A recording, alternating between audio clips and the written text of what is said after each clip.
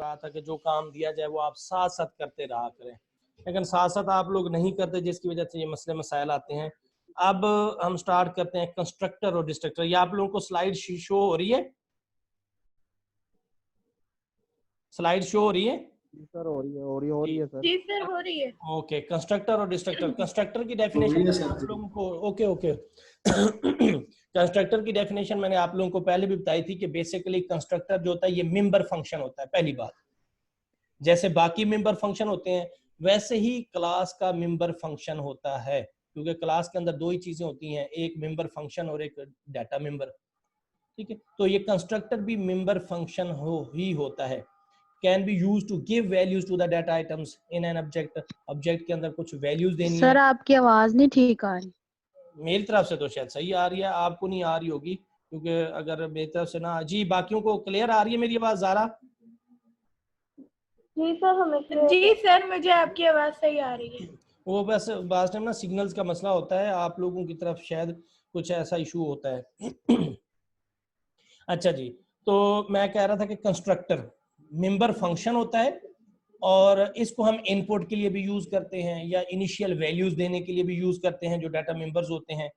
ठीक है, इनिशियलाइज करने के लिए या कोई भी वैल्यूज उसको इनपुट करने के लिए जो हम वो कंस्ट्रक्टर यूज करते हैं।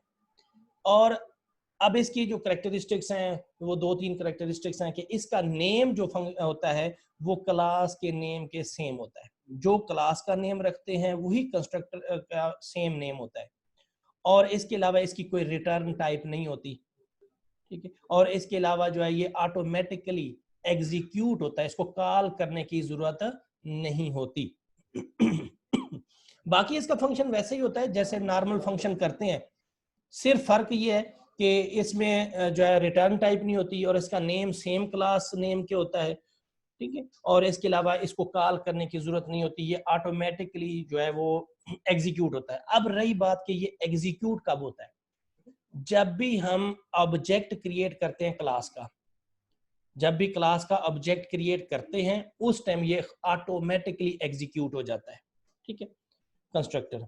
इसका सिंटैक्स क्या है? इसका सिंटैक्स है कि नेम लिखते हैं, नेम कौन सा होता है? जो क्लास का नेम होता है, और फिर बॉडी ऑफ कंस्ट्रक्टर।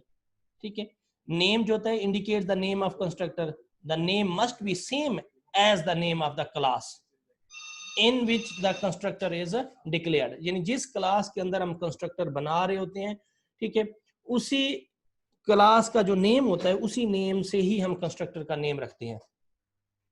ये एक छोटी सी एग्जांपल इसकी दी हुई है, अभी हम प्रैक्टिकली भी बना के देखते हैं। हेलो, ये क्लास का नेम है हेलो। ठीक है, private int and public hello C out object is created. तो ये अब अंदर जो इसके बना हुआ है हेलो, ये बेसिकली क्या है? एक कंस्ट्रक्टर है। अब वाइड मेन के अंदर देखें, हेलो एक्स वाई जी, 3 ऑब्जेक्ट बनाए हैं और उसके अंदर कोई अच्छा जी, तो हम थे कहाँ पे? ये एग्जाम्पल हम देख रहे थे, तो अब हम इसको एग्जाम्पल्स को ना प्रैक्टिकली जो है वो परफॉर्म करते हैं। ठीक है,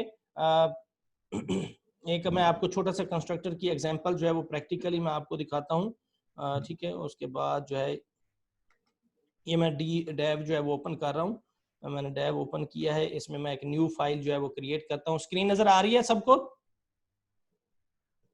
ज़ारा, ये मुझे एक आप रेस्पॉन्ड कर दिया करो। जी सर आ रही है आपकी आवाज मुझे। ओके, और ये जो है डेव की स्क्रीन नजर आ रही है? डेव की भी आ रही है? आ रही है ना डेव की स्क्रीन? अब नजर ठीक हो गया। तो ये इंक्लूड सर जहाँ पे एग्जांपल लिखा हुआ है। नहीं, वो तो जो है मेरे ख्याल में एग्जांपल की नहीं आ रही सर। नहीं डेव की नहीं आ रही, डेव की एग्जांपल आ रही थी। नहीं, एक मिनट, मैं दोबारा जो है वो स्क्रीन शेयर करता हूँ। डेव को ही बल्कि शेयर कर लेता हूँ। ये अब देख बताया मुझे, अब आ रही है डेव की। अब आ रही। ठीक हो गया। आयो स्ट्रीम जो है, ठीक है, और यूजिंग नेम स्पेस std, ठीक हो गया। उसके बाद जो है अब हम इसमें जो है वो एक क्लास डिक्लेयर करवाते हैं। सॉरी, क्लास का नेम जो है फॉर एग्जांपल क्लास, ये कीवर्ड लिखेंगे। उसके बाद क्लास नेम फॉर एग्जांपल, जैसे एग्जांपल में था हेलो, तो ये मैंने लिखा है। उसके बाद ये अब इसके अंदर मैं एक जो है वो पब्लिक डाटा मेंबर्स, ठीक है, इंट n, ये डाटा मेंबर हो गया। उसके बाद प्राइवेट, अब मैं इसमें मैंने कंस्ट्रक्टर बनाना है, तो कंस्ट्रक्टर बनाने के लिए जो क्लास का नेम होता है वही फंक्शंस का नेम बनाएंगे, और रिटर्न टाइप भी इसको नहीं देंगे। फॉर एग्जांपल ऊपर क्लास का नेम हेलो है, एच कैपिटल है, तो हम इधर एच कैपिटल रखेंगे। अगर एच वहां पे स्मॉल है तो हम स्मॉल रखेंगे, लेकिन अगर हमने ऊपर एच कैपिटल था और नीचे हमने स्मॉल रख दिया तो अब ये कंस्ट्रक्टर नहीं रहेगा, अब ये मेंबर फंक्शन होगा। ठीक है, वो भी मैं आपको करके बताता हूं बाद में। अच्छा, इसमें अब मैं एक मैसेज लिख देता हूं, सी आउट कंस्ट्रक्टर या object is created, object is created. Sir word क्यों नहीं लिखा साथ सर? अभी जी हेलो के साथ वर्ड नहीं लिखा, रिटर्न टाइम नहीं दे रहे सर। मैंने कंस्ट्रक्टर की डेफिनेशन, उसकी कैरेक्टरिस्टिक्स बताई थी, सुनी नहीं थी तुमने? कंस्ट्रक्टर की जो कैरेक्टरिस्टिक्स हैं उसमें मैंने कहा था कि जो क्लास का नेम है कंस्ट्रक्टर का नेम सेम होगा वही, और मैंने कहा था कंस्ट्रक्टर की रिटर्न टाइप नहीं होती, रिटर्न जी जी टाइप नहीं होती, तो हमने इसके साथ ओके रिटर्न टाइप मेंशन ही नहीं करनी, इसके सिंटैक्स में ही नहीं है। ठीक है, तो ओके सर। हाँ ये इसलिए बाकी मेंबर फंक्शंस की रिटर्न टाइप होगी, इसकी रिटर्न टाइप नहीं होगी। उसके बाद सेमीकोलन लगाना है। अब हम जो है वो इंट मेन फंक्शन जो है वो बना देते हैं, और इसके बाद जो है अब इसके अंदर जो है मैं क्या करता हूँ, उस क्लास के जो है वो हेलो, इसके मैं दो ऑब्जेक्ट क्रिएट कर देता हूँ, एच जे के, मैंने तीन ऑब्जेक्ट बनाए हैं। और तीन ऑब्जेक्ट का मतलब क्या है कि जो हेलो कंस्ट्रक्टर है वो कितनी दफा कॉल होगा, तीन ऑब्जेक्ट बनाए तो 3 दफा कॉल होगा।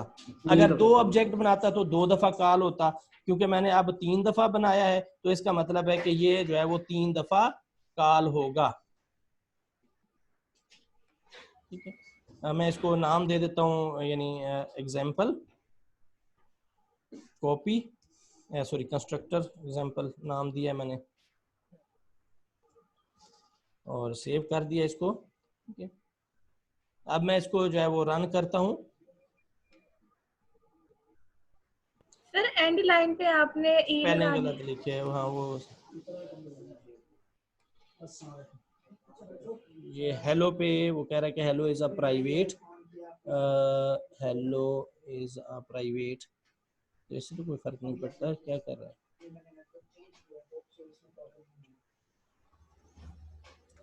सर सेमीकोलन तो नहीं आएगा? नहीं कंस्ट्रक्टर तो होता ही प्राइवेट है, इसने उसको क्यों वो कहा है कंस्ट्रक्टर को हेलो।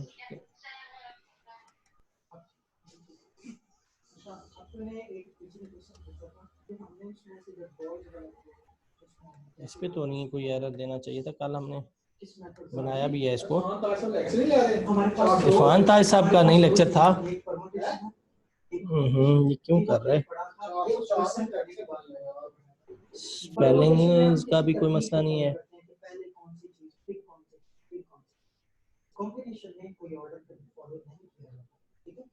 इसको क्या मसला आ गया?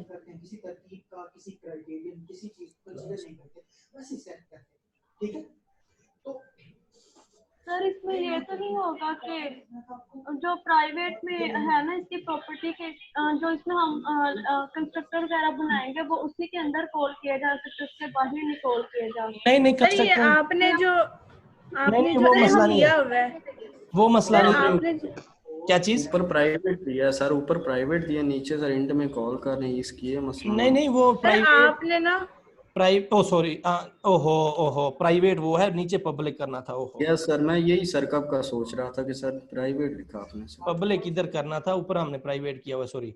डाटा मेंबर्स तो ये अब ठीक है, क्योंकि फंक्शंस को हमने पब्लिक से रखना है तो ठीक हो गया, ये मसला आ रहा था। जी हाँ सर। ये देखें अब 3 दफा देखें, object is created, object is created. ये अब कंस्ट्रक्टर जो था बेसिकली ऑटोमेटिकली रन हो रहा है, हमने इसको कॉल नहीं किया। अब मैं ना इसको स्मॉल कर देता हूँ, ये एच, अब ये कंस्ट्रक्टर नहीं रहा।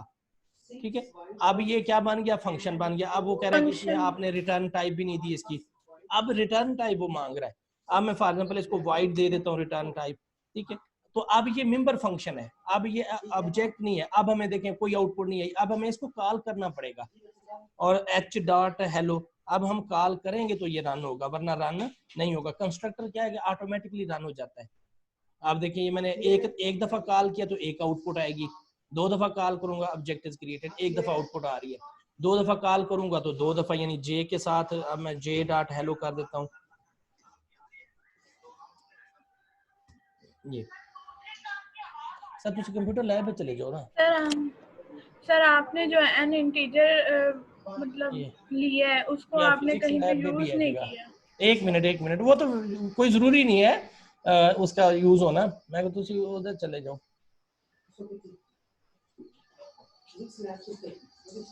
नहीं नेट चाहिए आपको? ओए एक मिनट होल्ड करें बच्चे।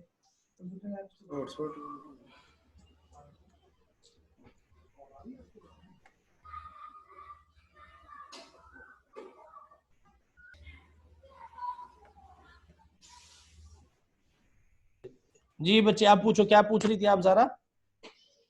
ये वेरिएबल्स का पूछ रही थी ना, ये वेरिएबल्स डिक्लेयर करवाया है, उसको यूज नहीं किया। जी जी जी सर। वो तो जस्ट मैं एग्जांपल्स आपको समझा रहा था कंस्ट्रक्टर की, तो इसलिए मैंने उसको वैसे लिखा हुआ है, आप ना लिखें कोई इशू नहीं है, ठीक है। आप तो चाहे इसको भी खत्म कर दें प्राइवेट को, तब भी कोई इशू नहीं है, क्योंकि इसमें हमने डाटा मेंबर जो है वो कोई नहीं रखा, हमने सिर्फ वो फंक्शन बनाया हुआ है, तो आप ये कर सकती हैं। वो तो जस्ट मैंने सैंपल के तौर पे, क्योंकि वो दोनों चीजें बनाई थी, हम तो सिर्फ अभी कंस्ट्रक्टर को देख रहे हैं, ठीक है। और सर आपने जी कहा था कि C++ की बुक पर से एग्जांपल करके देखना, तो सर उसमें मतलब ऑब्जेक्ट ये क्लासेस वाली जो एग्जांपल्स थी सारी, उसमें लूप भी लगे हुए थे, लेकिन वो मेन फंक्शन में लगे हुए थे। तो हाँ वो तो हम करेंगे। अभी मैंने लूप वाला तो अभी मैंने सिंपल एग्जांपल्स कहा था, जहां तक हमने पढ़ा है। लूप तो वो लगे हुए होंगे, वो तो फंक्शनैलिटीज है। देखिए मैं कहता हूँ कि 10 ऑब्जेक्ट बनाए या 10 स्टूडेंट्स के नाम बनाए, तो वो तो हम आगे, अभी मैंने लूप्स वाला आपको करवाना है अभी। लूप्स भी लगे हुए थे, इफ एल्स भी, और हाँ वो तो बाकी तो सारी चीजें आएंगी। बाकी अब देखें फॉर एग्जांपल मैं कहता हूँ स्टूडेंट्स के मार्क्स लें, स्टूडेंट्स का नाम लगाएं और उनके आप ग्रेड्स बताएं, ठीक है। फॉर एग्जांपल हम यही एग्जांपल एक कर लेते हैं। मैं एक लिखता हूँ आयशा का, पहले मैं जवाब दे दूं, फिर मैं एग्जांपल कोई ऐसी ले लेता हूँ, या हम उसको नेक्स्ट क्लास में कर लेंगे। अभी आज मेरा ना टॉपिक कंस्ट्रक्टर और डिस्ट्रक्टर मैं आपको कंप्लीट करवा दूं, तभी समझाना है। आयशा जी। सर जी ये सर कौन आपने चैप्टर से स्टार्ट होता है सर? क्या ये जो चीज? आप पढ़ा रहे हैं कौन सा चैप्टर है सर? ये वाला जो आप पढ़ा रही हैं 13 ही पढ़ा रहा हूँ अभी, बेसिक 13 चैप्टर ही मैंने स्टार्ट किया हुआ है C++ का। Okay sir, thank you sir. 13 chapter है। पहला introduction to object oriented programming, classes, ठीक है, उसके मेंबर फंक्शन क्लास के, उसके ऑब्जेक्ट क्या है, ऑब्जेक्ट, ठीक है, और एक्सेस स्पेसिफायर उसके अंदर है, और कंस्ट्रक्टर डिस्ट्रक्टर। अभी हमने ये बेसिक चीजें कर रहे हैं, और जो यही बेसिक चीजें भी अच्छी तरह कर ले तो आराम से उसके पासिंग मार्क्स नंबर आ सकते हैं, आराम से पासिंग मार्क्स। जी ज़ारा तुम क्या कह रही थी? सर ये आपने कहा ना अभी कि ये आपने जो भी कंस्ट्रक्टर यूज किया हेलो के लिए आपने कैपिटल H यूज किया, तो आपने कहा था कि अगर स्मॉल h यूज करेंगे तो फिर हमें इंट मेन में इसकी डिक्लेरेशन करनी पड़ेगी। अभी मैंने सेम यही प्रोग्राम किया है ना डेव पे, तो मैंने स्मॉल h यूज किया, तो मेरी आउटपुट सेम वही आ रही है, 3 दफा ऑब्जेक्ट इज क्रिएटेड। तो आपने ऊपर स्मॉल क्लास में स्मॉल h यूज किया होगा ना, क्लास के नेम में आपने क्लास के नेम में स्मॉल, हाँ तो फिर वो तो फिर सेम हो गया ना। आपने क्लास के नेम के अंदर जो मैंने कहा था, आपने क्लास का जो नेम रखना है वही कंस्ट्रक्टर का नाम होना चाहिए। मैंने कोई H कैपिटल या H स्मॉल का लफ्ज इसमें यूज नहीं किया। अब ऊपर मैंने H कैपिटल लिया हुआ है तो नीचे भी कैपिटल रखूंगा, अगर नीचे स्मॉल रखूंगा तो वो डिफरेंट हो जाएगा नेम, क्योंकि ये जो C++ है ये केस सेंसिटिव है, इसमें जो बड़ा H और छोटा h है इसमें फर्क है। तो हम कंस्ट्रक्टर की जो डेफिनेशन समझ आ रही है ना आयशा बात की? जी सर आ रही है। हाँ हम नाम जो रखेंगे ना तो उसमें हमने ये चीजें देखनी है कि हम उसका नाम कैपिटल में रखा है, स्मॉल में रखा है, सेम स्पेलिंग होने चाहिए। अगर आपने जो कैप्स रखा है वो कैपिटल होना चाहिए, जहां स्मॉल रखा है वहां स्मॉल होना चाहिए। अब मैं ऊपर हेलो स्मॉल कर देता हूँ तो मुझे मजबूरन नीचे भी हेलो स्मॉल करना होगा, तो तब भी ठीक है, अब भी ये कंस्ट्रक्टर ठीक है। अब ये देखें मैं 3 दफा जो है ये हेलो, इधर कैपिटल है तो देखें एरर दे दिया, इधर भी मैं स्मॉल लिखूंगा, फिर मेन में भी फिर स्मॉल आएगा, ये देखें अब ओके है, कोई मसला नहीं है। तो आपने बेसिकली इसमें कैपिटल या स्मॉल का वो नहीं है यूज। मतलब ये है कि आपने जो क्लास का नेम रखना है सेम स्पेलिंग होने चाहिए, कैपिटल है तो कैपिटल होने चाहिए, स्मॉल है तो स्मॉल होने चाहिए, ये आपने इसको देखना है, सेम स्पेलिंग्स को। जी कोई और क्वेश्चन है या हम आगे कंटिन्यू करें, स्लाइड्स पे जाएं? सर कंटिन्यू करें। जी ठीक हो गया। अब मैं इसको जो है वो दोबारा स्टॉप शेयरिंग करता हूँ, दोबारा मैं आपको स्लाइड जो है वो शेयर करता हूँ।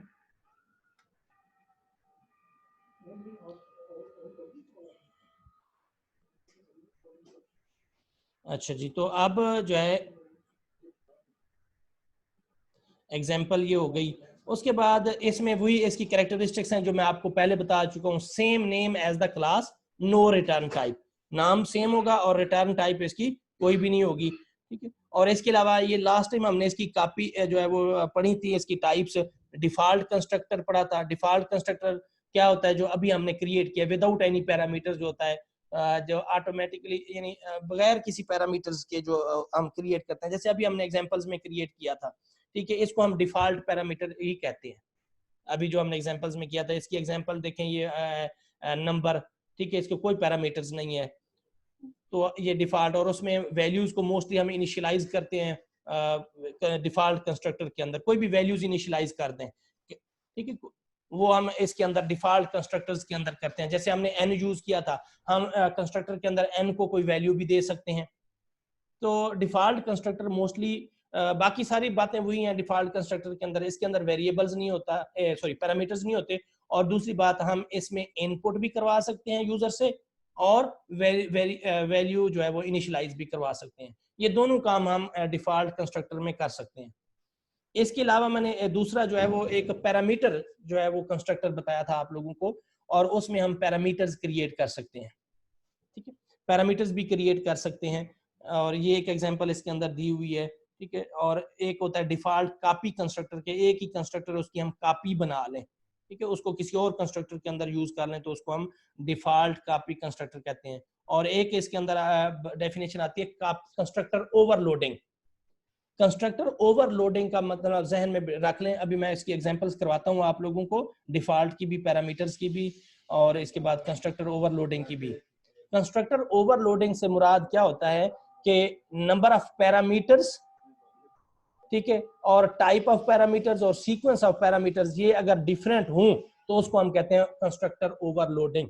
यानी एक कंस्ट्रक्टर के अंदर नंबर ऑफ पैरामीटर्स डिफरेंट हो, पहली बात, तो फिर भी हम उसको कहेंगे, यानी किसी में कोई कंस्ट्रक्टर नहीं है, कोई पैरामीटर नहीं है, दूसरे में एक पैरामीटर है, तीसरे में दो पैरामीटर्स हैं, तो हम कह सकते हैं कि ये कंस्ट्रक्टर ओवरलोडिंग है।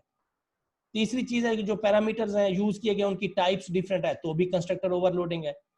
तीसरी चीज है कि अगर सीक्वेंस उनके आगे पीछे हैं तो भी जो है वो पैरामीटर्स, फॉर एग्जांपल पहला इंट है बाद में फ्लोट है, और दूसरे में पहले फ्लोट है बाद में इंट है, तो भी ये डिफरेंट हो जाएगा।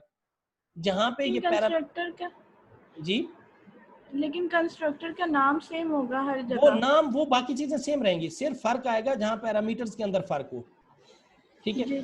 कहीं पे एक है, मैं भी ये प्रैक्टिकली आपको बताता हूँ ताकि ज्यादा सिर्फ जहन में रख लें कि नाम सेम होगा, नाम सेम रहेगा, पैरामीटर्स डिफरेंट होंगे तो उसको हम कहते हैं कंस्ट्रक्टर ओवरलोडिंग।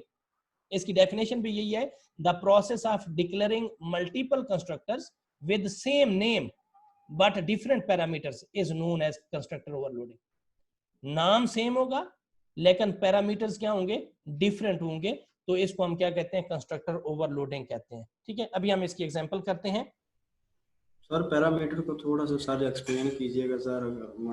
पैरामीटर्स वो वैल्यूज होती हैं जो हम फंक्शंस को एज ए इनपुट देते हैं, उनको हम पैरामीटर्स बोलते हैं। वो वैल्यूज जो किसी फंक्शंस को दी जाए, ये हमने लास्ट ईयर फंक्शंस का चैप्टर भी पढ़ा था लास्ट सेमेस्टर के अंदर, सेमेस्टर 1 के अंदर, ठीक है। जो वैल्यूज जो वैल्यूज हम फंक्शन को देते हैं उनको हम पैरामीटर बोलते हैं। बात समझ आई, डेफिनेशन, ठीक है।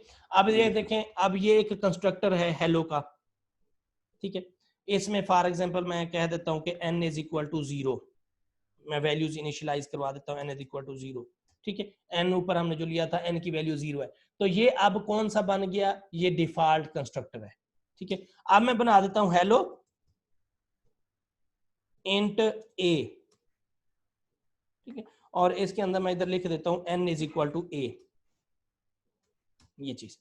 तो अब ये जो है हेलो, इसमें एक पैरामीटर आ गया, तो ये जो हेलो वाला ये फंक्शन हमने यानी कंस्ट्रक्टर बनाया है, तो इसको हम कह सकते हैं पैरामीटर कंस्ट्रक्टर। अब ये क्या बन गया, पैरामेट्रिक कंस्ट्रक्टर बन गया, ठीक है। अब अगर इन दोनों को हम मिला के देखें तो ये क्या है, कंस्ट्रक्टर ओवरलोडिंग है। क्यों? क्योंकि ऊपर वाला भी कंस्ट्रक्टर है, नीचे वाला भी कंस्ट्रक्टर है, तो ऊपर वाले में कोई पैरामीटर नहीं है, नीचे वाले में एक पैरामीटर है, तो नाम सेम है लेकिन तादाद पैरामीटर्स में फर्क है। ऊपर वाले में कोई पैरामीटर वाले नहीं है, नीचे कोई एक पैरामीटर है, तो इनको मिला के हम कहते हैं कि कंस्ट्रक्टर ओवरलोडिंग। आगे हम डिटेल में जो है वो फंक्शन ओवरलोडिंग भी पढ़ेंगे, लेकिन अभी आप जहन में रख लें कि जो है ओवरलोडिंग का मतलब क्या होता है। ओवरलोडिंग का मतलब क्या होता है कि नाम तो सेम होगा, नाम क्या होगा, सेम होगा, और फर्क कहां पे आएगा, सिर्फ पैरामीटर्स की तादाद पे फर्क आएगा, बस। सर आपकी बात समझ आ गई है कि जो मतलब जिसमें कोई पैरामीटर नहीं होता वो बाय डिफॉल्ट कंस्ट्रक्टर होता है। जी, जिसके लेकिन अंदर ये देखिए लेकिन कि ब्रैकेट्स के अंदर मतलब इस मेंबर फंक्शन को हमने पैरामीटर्स देने हैं, तो अब ये जो n इज इक्वल टू 0 है, तो हम इसको क्या कहेंगे? अंदर छोड़ दें, अंदर क्या किया क्या नहीं किया, डेफिनेशन सिर्फ हमने इसमें देखा कि हेलो और उसका जो है वो कोई पैरामीटर नहीं है, और इसके साथ साथ हमने उसको वैल्यू भी इनिशियलाइज की हुई है वेरिएबल्स को। ना भी करते, हम यूजर से n की वैल्यू लेते, तब भी ये डिफॉल्ट कंस्ट्रक्टर होना था, ये वाला जिसके अंदर कोई पैरामीटर्स ना हो, ठीक है।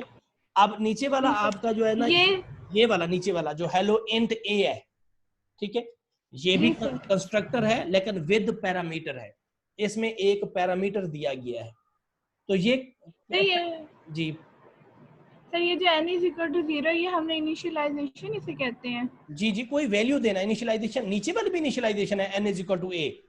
इनिशियलाइजेशन किसे कहते हैं? बाकी समझ आ गई।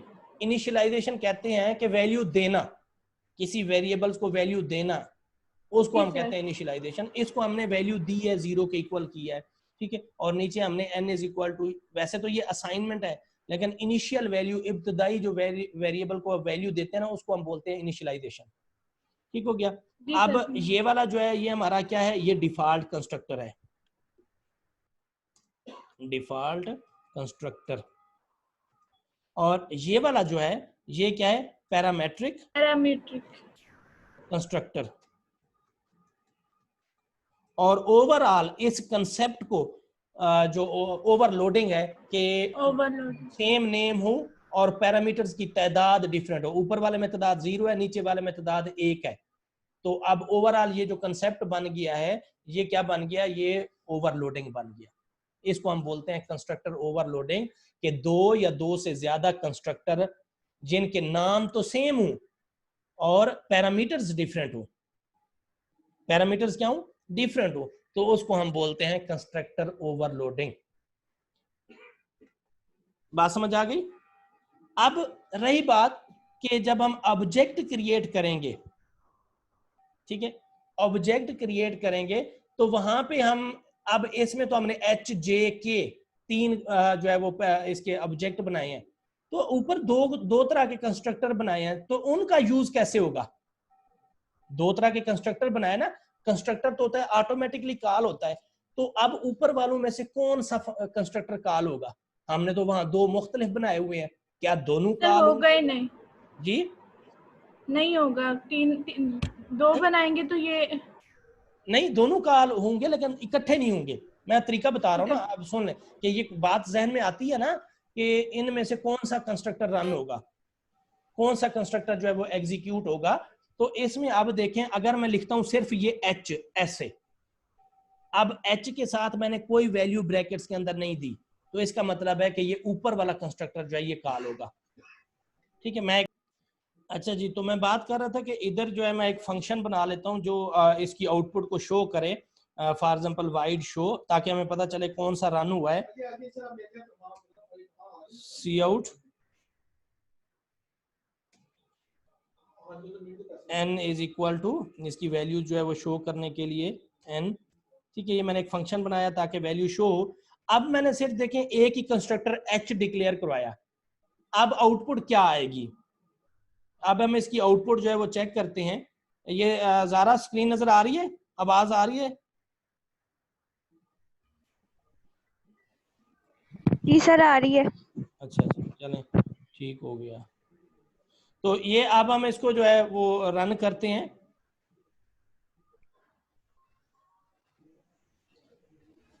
ओ सॉरी, शो का फंक्शन हमने कॉल नहीं किया, तो शो का फंक्शन तो कॉल करना है ना, ताकि वो आउटपुट हमें शो हो कि कौन सा कंस्ट्रक्टर यस जो है वो कॉल हुआ है, एच डॉट शो।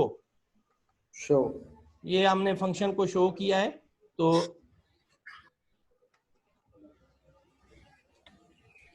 ये देखें n इज इक्वल टू 0 आया, तो इसका मतलब है कि कौन सा कंस्ट्रक्टर कॉल हुआ, ऊपर वाला कंस्ट्रक्टर कॉल हुआ।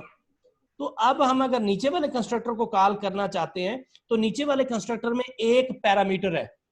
तो हमने जो यानी ऑब्जेक्ट जब हम क्रिएट करेंगे उसके साथ अगर हम कोई वैल्यू दे दें, फॉर एग्जांपल ये 78 मैंने वैल्यू दे दी, अब ऑटोमेटिकली ऊपर वाला कंस्ट्रक्टर नहीं कॉल होगा बल्कि नीचे वाला कंस्ट्रक्टर कॉल होगा। तो इसीलिए जब हम कंस्ट्रक्टर्स जो पैरामीट्रिक कंस्ट्रक्टर होते हैं उनको जब कॉल करते हैं, तो जितने पैरामीटर होते हैं उसके अंदर हम उतने पैरामीटर्स उसको देंगे। अगर नहीं देंगे तो फिर वो जो बाय डिफॉल्ट कंस्ट्रक्टर होता है फिर उसको कॉल कर लेगा। तो अब मैंने इसको वैल्यू दी है 78, तो इसका मतलब है कि अब ये नीचे वाला कंस्ट्रक्टर कॉल होगा। ये देखिए इधर n इज इक्वल टू क्या आ गया, 78। ठीक है, तो n की वैल्यू 78। अब मैं एक और कंस्ट्रक्टर क्रिएट करता हूं j, और मैं इधर लिखता हूं j dot show, j dot show. तो अब मैंने अब फंक्शन एक कंस्ट्रक्टर, लेकिन j कंस्ट्रक्टर के साथ मैंने वेरिएबल नहीं दिया, तो इसका मतलब है कि पहले वो 78 n की वैल्यू देगा और बाद में वो क्या वैल्यू देगा, वो 0 देगा। तो ये 78 और n इज इक्वल टू 0, तो पहले वो 78 दे रहा है और फिर उसके बाद वो क्या कर रहा है, 0 वैल्यू दे रहा है। मैं इसमें जो है एंडर लगा देता हूं। ठीक है, दोबारा देख लें इसको जरा। ये देखें n इज इक्वल टू 78 और n इज इक्वल टू 0। तो अब वो एक जो है वो उसको कॉल कर रहा है और दूसरा जो है उसको कॉल कर रहा है। ठीक है, तो ये किस लिए हुआ, क्योंकि हमने इधर जो ऑब्जेक्ट क्रिएट किया है, तो ऑब्जेक्ट एक में हमने जो है वो नीचे वाला पैरामेट्रिक कंस्ट्रक्टर कॉल किया है और एक में हमने डिफॉल्ट कंस्ट्रक्टर को कॉल किया है। तो इस तरीके से जब हम कॉल करेंगे तो जिस कंस्ट्रक्टर को कॉल करेंगे वही कंस्ट्रक्टर ही एग्जीक्यूट होगा, दूसरा एग्जीक्यूट नहीं होगा। जी कोई क्वेश्चन है किसी का? सर हमने शो का फंक्शन इसमें क्यों यूज किया, वाइड शो? ये तो वैसे ही नहीं कॉल हो जाता कंस्ट्रक्टर। कंस्ट्रक्टर कॉल होता है तो उसकी आउटपुट अगर हमने देखनी हो तो फिर उसके लिए क्या करेंगे, नहीं ये कंस्ट्रक्टर वैसे में शो नहीं होगा, n is constructor equal to a n और इज इक्वल टू दूसरे ए वाला है। शो किससे होता है, शो किससे होता है, शो की कमांड कौन सी है जी, सी आउट सी आउट। तो हम सी अगर आउट। वहां पे लिख दें सी आउट तो तब ठीक है, फिर हमें कॉल नहीं करना पड़ेगा। फॉर एग्जांपल ये देखें, मैं इसको इधर से कट कर लेता हूं, मैं इसके अंदर ही शो करवा देता हूं, अब हमें कॉल करने की जरूरत नहीं है।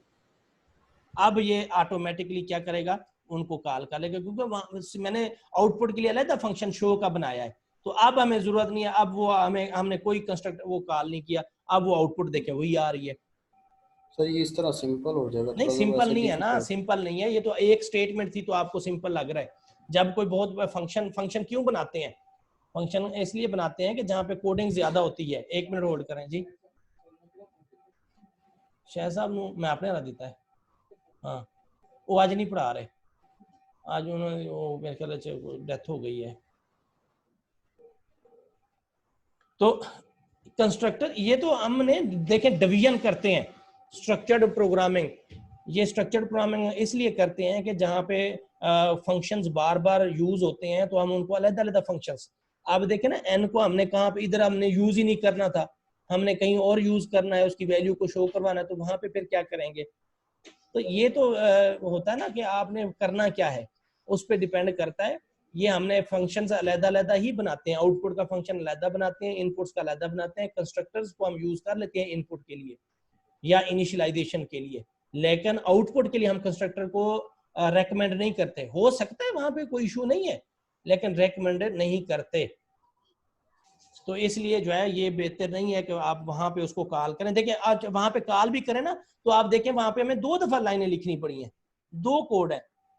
तो जब एक प्रोग्रामर होता है उसने सेट ऑफ इंस्ट्रक्शंस भी कम से कम यूज करनी होती हैं ताकि वो एग्जीक्यूशन, अब ये 2 दफा है, जबकि हम इधर लिखेंगे वाइड शो के अंदर तो हमें ये 1 दफा ही लिखना पड़ा है। भाई इस तरह हमें नीचे भी तो नहीं ना वो लिखना पड़ा वो तो एस डॉट वो आप ये वो तो आपको एक छोटा सा प्रोग्राम है ना, इसलिए आपको ये बड़ा आसान सा लग रहा है कि हम वहां पे लिख लें। अब फॉर एग्जांपल चले मैं आपकी बात करता हूं, हमने इसके अंदर एक वेरिएबल ना था, इसके अंदर 10 वेरिएबल्स हैं, 10 वेरिएबल्स को शो करवाना है, तो फिर अब 10 इधर आएंगी लाइनें, 10 इधर लाइनें आएंगी, 20 हो गई। तो अगर हम उसको इधर ही वाइड शो में कर लें, 10 इधर हो जाएंगी, तो फंक्शन को कॉल कर लें तो 11 हो जाएंगी, उधर 20 थी इधर 11 हो गई, तब क्या करेंगे? सर अगर 10 होंगे तो फिर सर हमें अगर वॉइड शो में भी तो उसको उतनी बार लिखना पड़ेगा ना, सिर्फ क्योंकि 10 दफा वेरिएबल होगा ना, डिफरेंट होगा। बात नहीं सुनी तुमने। जी ये जी मेरे समझ लग फिर 20 मरतबा हो जाएगा, इस तरह 10 मरतबा हो जाएगा। हाँ जी, तो ये भी तो फिर आप जो बात कर रहे हैं मैंने आपकी बात का जवाब दिया है। तो ये फिर असल में ना हम फिर आप ये भी तो कह सकते हैं कि सर हमें क्लासेस बनाने की क्या जरूरत है, हम सारा प्रोग्राम मेन के अंदर ही सारा कोड लिख देंगे। ये तो फिर वही बात आप कर रहे हैं ना, वो तो फिर सारा मेन के अंदर भी कर सकते थे, लेकिन उसमें मसला क्या है? मसला ये है कि एक होती है स्ट्रक्चर्ड प्रोग्रामिंग, एक है अनस्ट्रक्चर्ड प्रोग्रामिंग। स्ट्रक्चर्ड प्रोग्रामिंग के अंदर हम कोड को छोटे छोटे फंक्शंस में मॉड्यूल में डिवाइड करते हैं, और अनस्ट्रक्चर्ड में सारा कोड हम इकट्ठा लिख देते हैं। तो दोनों का फायदा नुकसान क्या है कि स्ट्रक्चर्ड प्रोग्रामिंग के अंदर हम उसको मैनेज करना हमारे लिए बहुत ही आसान होता है, हमें उसमें से एरर फाइंड करने बहुत आसान होते हैं, क्योंकि वो अलग-अलग फंक्शन है, जिसमें मसला आ रहा होता है हम सिर्फ उसी को देखते हैं, बाकियों को देखते ही नहीं है। तो हमारे लिए ये स्ट्रक्चर्ड प्रोग्रामिंग जो है जितने फंक्शंस में और फिर रीयूजेबिलिटी में हमें फायदा है। फॉर एग्जांपल हम तो इधर कंस्ट्रक्टर में हमने उसको कॉल किया, इसके बाद हमने कोई कैलकुलेशंस वगैरह करनी थी, हमने उसका अलग एक फंक्शन बनाया हुआ है, फिर उसके बाद कैलकुलेशन करने के बाद हमने उसको शो करना है, तो फिर क्या करेंगे? फिर हम किस शो को कॉल करेंगे, यानी आउटपुट को शो करवाना है, फिर क्या कॉल करेंगे? फॉर एग्जांपल मैंने कहा कि इधर जो उसको हमने वैल्यू दी है उसका 10% उसके ऊपर आगे जाके कहीं एक फंक्शन बना देता हूं कि उसके ना 10% उसके अंदर जमा करें, तो वो फंक्शन मैंने अलग इधर बना हुआ है वाइड टेक्स, ठीक है, और इसके अंदर मैं लिखता हूं कि जो है n is equal to n plus n multiplied by 10 divided by 100, ये 10% उसके अंदर जमा हो रहा है। तो अब मैंने n की वैल्यू फिर इसके अंदर फिर मैं सी आउट लिखूंगा बार बार। आप देखें ना जितने ज्यादा फंक्शन बनते जाएंगे, ये तो मैंने एक सिंपल 2 फंक्शन बनाया ना, अब एक प्रोग्राम के अंदर 50 फंक्शंस हैं और सब के अंदर जो है वो हमने n की वैल्यू को डिस्प्ले करवाना है उसके फंक्शन के बाद, तो हम हर किसी में अलग-अलग उसको फंक्शन को लिखते रहेंगे कोड, तो बेहतर नहीं है कि हम उसका अलग ही एक फंक्शन बना दें और जहां पे जरूरत होगी हम वहां उसको कॉल कर लें। तो इसलिए हम इसको फंक्शंस को बनाते हैं। जी कोई और क्वेश्चन किसी का?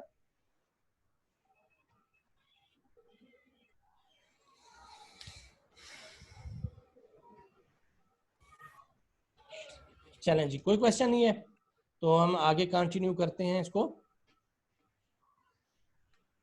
अब मैं दोबारा स्लाइड्स पे जाता हूं।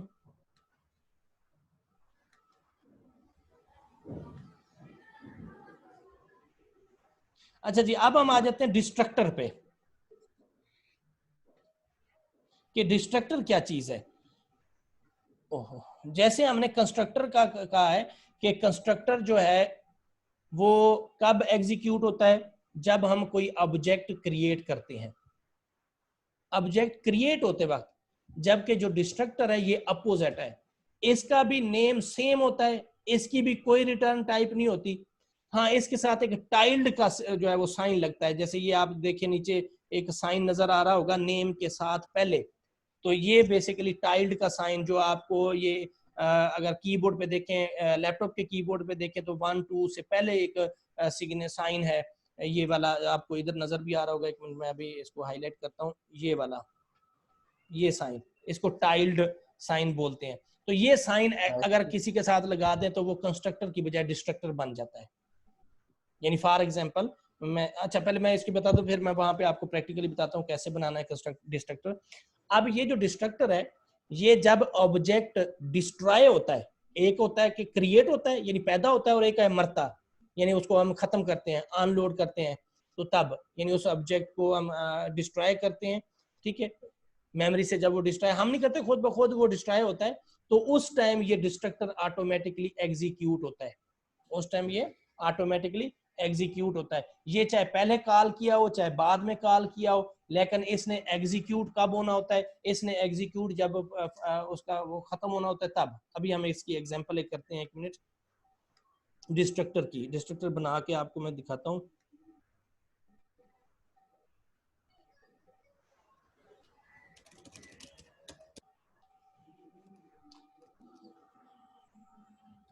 अब मैं जो है एक मैंने सिंपल सी एग्जांपल समझाने के लिए आपको मैं वो ऊपर कंस्ट्रक्टर और डिस्ट्रक्टर दोनों में फर्क बताता हूँ। ये जो था फॉर एग्जांपल इसमें मैं लिखता हूँ सी आउट कंस्ट्रक्टर, और अब इसका डिस्ट्रक्टर जो बनाना है उसके लिए क्या करेंगे, सिर्फ टाइल्ड का साइन पहले इसके साथ लगा देंगे। सॉरी, ये टाइल्ड का साइन मैंने इसके साथ लगा दिया है, तो अब ये क्या बन गया, अब ये डिस्ट्रक्टर बन गया है। अब ये क्या बन गया, अब ये डिस्ट्रक्टर बन गया है। अब ये ऊपर वाला ये जो है ये कंस्ट्रक्टर है और ये क्या है, ये डिस्ट्रक्टर है। अब मैं इसको एग्जीक्यूट करता हूं, ये देखें, अब वो कंस्ट्रक्टर और फिर आगे डिस्ट्रक्टर लिखा हुआ आया है। इसमें मैं जो है हैंडल लगा देता हूं, बल्कि ऊपर वाले में लगा देता हूं।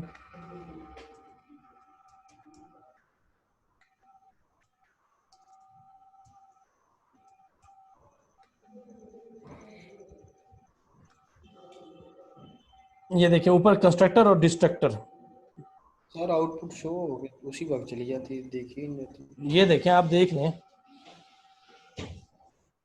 आ रही है शो कि नहीं। असल में शेयर नहीं की हुई ना, आपको शेयर स्क्रीन नहीं की हुई, इसलिए आउटपुट नहीं शो होगी।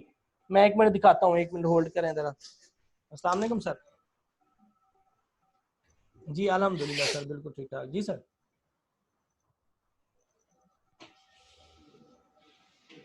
जी जी जी सर।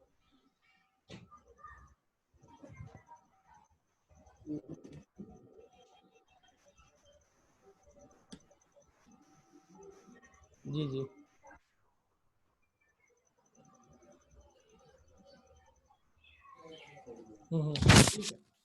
ठीक हो गया सर। जी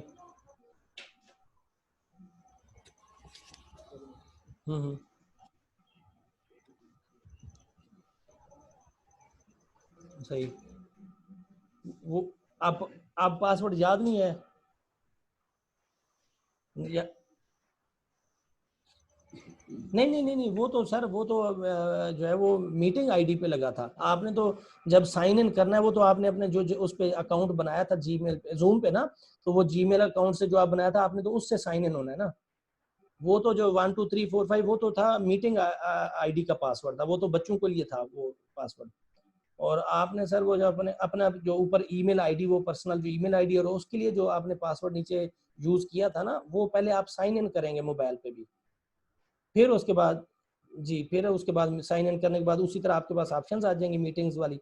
तो मीटिंग की ऑप्शन पे फिर आपने स्टार्ट पे क्लिक करना है। बच्चों के पास वही रहेगा, वो आपका भी वही अभी भी जब लॉग इन करेंगे वही रहेगा, बच्चों को चेंज करने की जरूरत ही नहीं है। जी सर, वेलकम सर।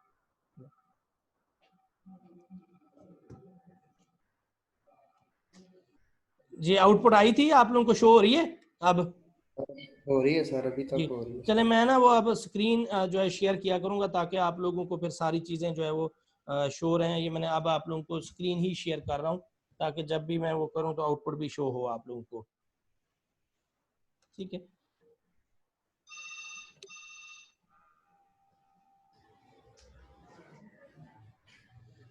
अब थोड़ा सा ना इसकी कैलकुलेशंस की वैल्यूज मैं इस तरह का करता हूं ताकि आप लोगों को मजीद जो है इसके क्लियर हो। ठीक है, अब क्योंकि डिफरेंस भी आपको नजर आए, तो अब मैं एक में इसमें हेलो में n is equal to assign करता हूँ 0। ठीक है, और उसके यानी इसमें मैं वैल्यू चले 0 ही रख देता हूँ। उसके बाद जो है मैं डिस्ट्रक्टर में जो है वो n इज इक्वल टू 5 रख देता हूँ, और उसके बाद ये इधर मैं इधर भी जो है वो 2 रख देता हूँ और इधर 5 रख देता हूँ। और चलें अब इसको कॉल करके देखते हैं। तो अब नहीं, बल्कि आउटपुट का फंक्शन भी बना देते हैं वाइड शो का, क्योंकि उसमें तो शो नहीं करवाया ना। अब इधर हम वाइड शो का फंक्शन बना देते हैं सी आउट एन इज इक्वल, बल्कि एन हम ये लिखते ही नहीं है, डायरेक्ट एन का ही जो है वो लिख देते हैं एन। तो अब आउटपुट क्या आएगी हमारे पास, ये देखें जरा, सॉरी वाइड शो को कॉल ही नहीं किया, जे डॉट शो, क्योंकि अब आउटपुट का अलहदा फंक्शन बनाया है तो अब ये अलहदा पे ही उसको हम कॉल करेंगे। ये देखें 2 आया और अब जो है 5 नहीं इसमें शो हुआ, n इज इक्वल टू 5, क्योंकि उसका जस्ट कंस्ट्रक्टर बनाया हुआ है।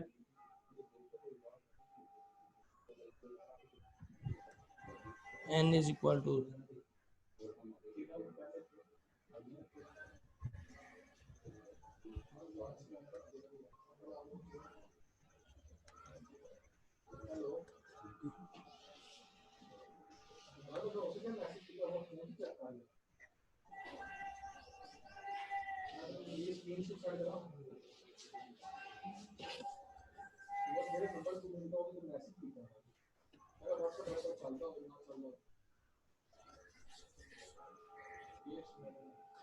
इसमें हम जो है 2 बना के देख लेते हैं कॉमा के, ताकि हमें वो पहले वाले का पता चले, क्योंकि ये अब डिस्ट्रॉय पे जो है वो आउटपुट वैल्यू जो है वो शो नहीं करेगा, क्योंकि उस टाइम तक जो है वो हम इसको क्लोज कर चुके होंगे। जे के डॉट शो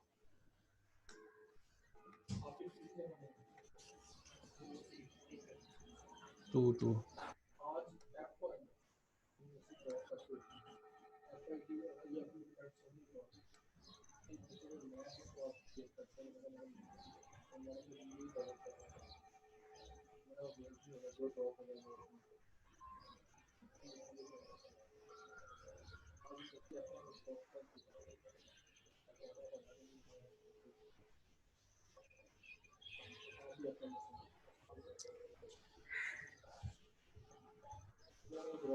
अच्छा, इसमें डिस्ट्रक्टर में किसी का कोई क्वेश्चन हो फिलहाल?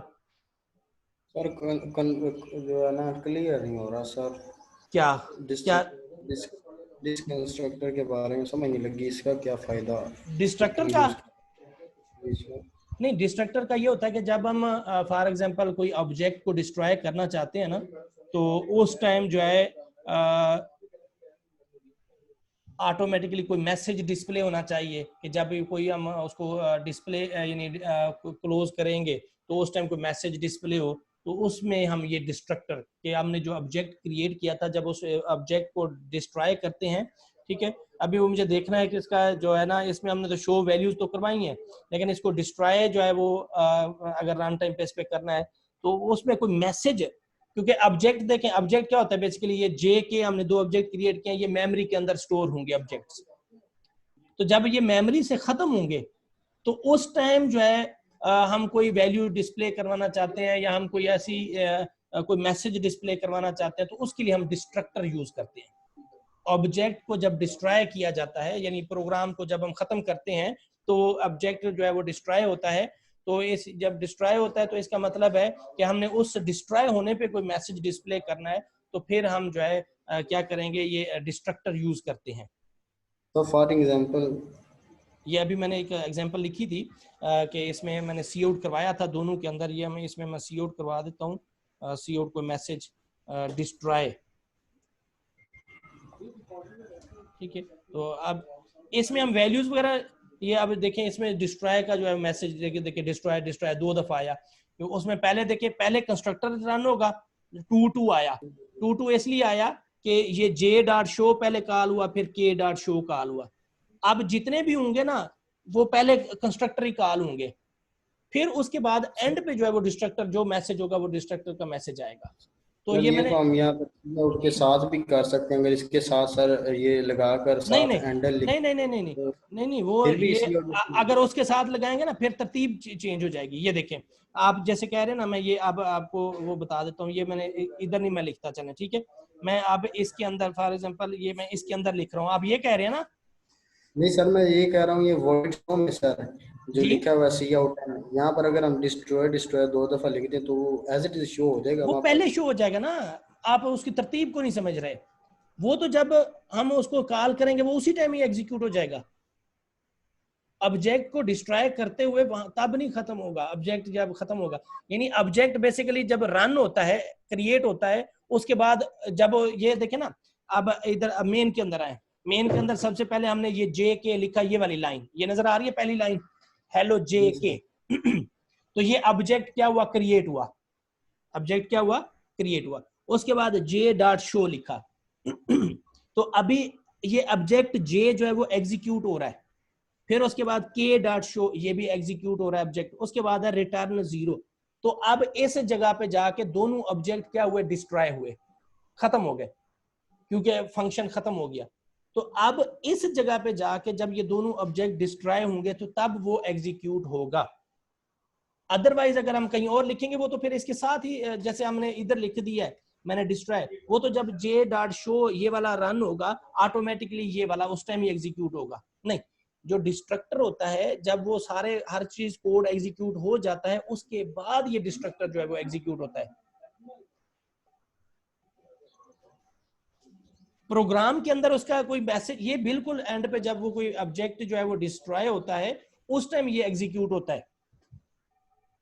बाकी हम इसको कैलकुलेशंस के लिए, ये जस्ट जो है ऑब्जेक्ट के डिस्ट्रॉय होने के ऊपर कोई मैसेज वगैरह डिस्प्ले करवाना हो तब हम इसको यूज करते हैं। वैसे अदरवाइज हम इसको कैलकुलेशंस ये वो इसके लिए, वैल्यू इनिशियलाइजेशन ये वो इसके लिए यूज नहीं करते।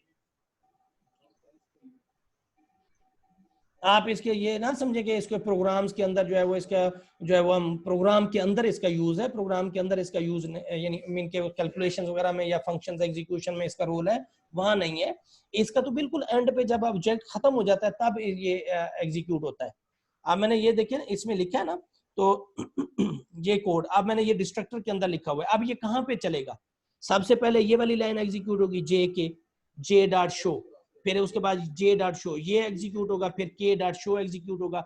उसके बाद अब ये खत्म हो गया, अब आगे दोबारा मैं जे डॉट शो करता हूं तो फिर वो जे डॉट शो दोबारा शो हो जाएगा, लेकिन कंस्ट्रक्टर फिर एग्जीक्यूट नहीं होगा, डिस्ट्रक्टर सॉरी, डिस्ट्रक्टर अभी एग्जीक्यूट नहीं होगा क्योंकि जे जो है वो अभी मौजूद है। इसी तरह फिर के मैं डॉट शो फिर दोबारा कर देता हूं, तो अभी भी जो है वो डिस्ट्रक्टर एग्जीक्यूट नहीं होंगे। ये जितना देर चलते रहेंगे, जितने फंक्शंस कॉल होते रहेंगे, 10 हैं 20 हैं 40 हैं, जितने फंक्शंस कॉल होते रहेंगे, प्रोग्राम डिस्ट्रक्टर एग्जीक्यूट नहीं होगा, डिस्ट्रक्टर एंड पे जाके एग्जीक्यूट होता है। इसके अंदर वो कहता है कि हेलो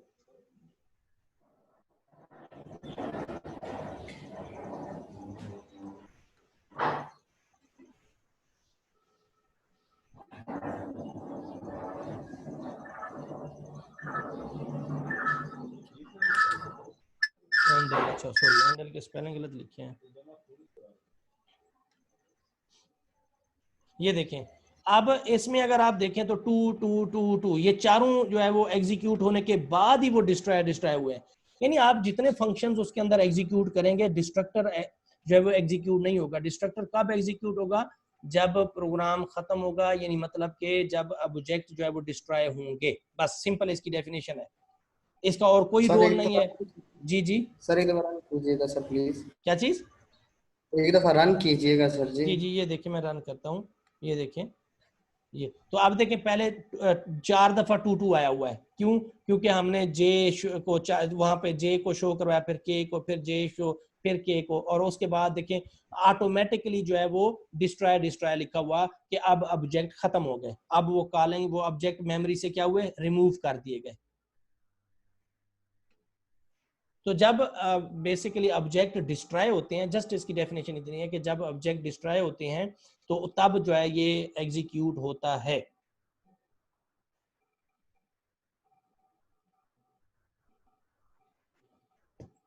अच्छा 1 मिनट, अब मैं आप लोगों को एक चीज एक